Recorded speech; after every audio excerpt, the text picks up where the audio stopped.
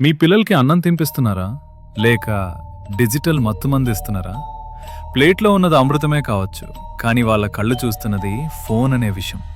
ఆ స్క్రీన్ వెలుగులో వాళ్ళ అన్నం తినడం లేదు మావా, ఒక హిప్నటైజ్ చేయబడిన రోబోలా యాంత్రికంగా నోరు తెరుస్తున్నారు.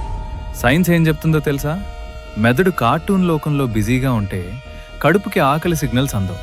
దీన్నే మైండ్లెస్ ఈటింగ్ అంటారు. వాళ్ళు ఏం తింటున్నారో వాళ్ళకే తెలీదు. దీనివల్ల భవిష్యత్తులో ఒబేసిటీ, డయాబెటిస్ మరియు జీర్ణ సమస్యలు వాళ్ళ శరీరాన్ని తినేస్తాయి. అన్నిటికంటే బాధాకరమైన విషయం ఏంటంటే, ఫోన్ చూస్తూ తిన్న పిల్లాడికి కూర రుచి తెలీదు. అన్నిటికంటే ముఖ్యంగా అమ్మ చేతి స్పర్శ కూడా తెలీదు. మీరు వాళ్ళను మనుషులుగా పెంచట్లేదు, భావోద్వేగాలు లేని జోంబీలుగా మారుస్తున్నారు. ఆ స్క్రీన్ మీ బిడ్డను మీ నుంచి దూరం చేస్తోంది. 2 రోజులు ఏడ్చినా పర్లేదు, కానీ వాళ్ళ భవిష్యత్తుని నాశనం చేయకండి.